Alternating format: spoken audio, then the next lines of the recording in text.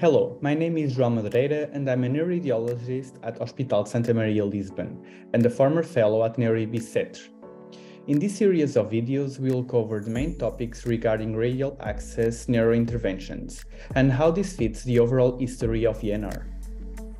In the previous section, we discussed how neurointervention could benefit from the radial approach, but this all goes back to anatomy because we need practice, but practice only comes if you know the anatomy of the upper limb to have a secure procedure.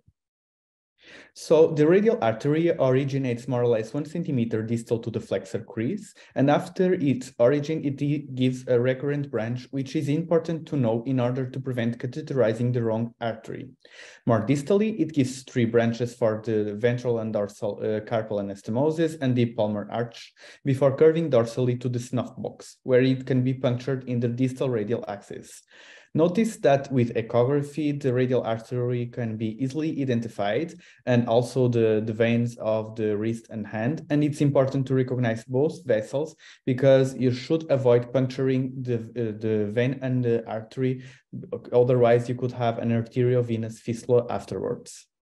And after catheterizing retrogradely the radial artery and going beyond its origin, the path is pretty straightforward until we reach the subclavian arteries.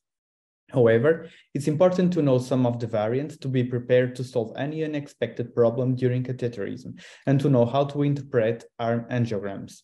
The most common is a bovine type of arch, which eases the catheterization from the carotid artery on the right side, but make it more difficult to catheterize the left carotid artery.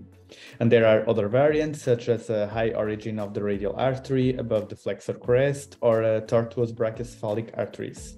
Another relatively common variant is the radial artery loop after its origin, which can make catheterization harder.